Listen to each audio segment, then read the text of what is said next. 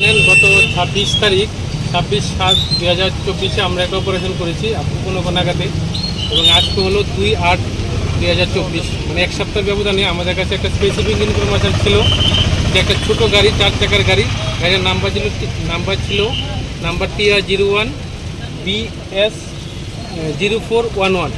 এই গাড়ির করে প্রচুর পরিমাণে গাঁজা আগরতলা থেকে চুরাইবার উদ্দেশ্যে যাচ্ছে।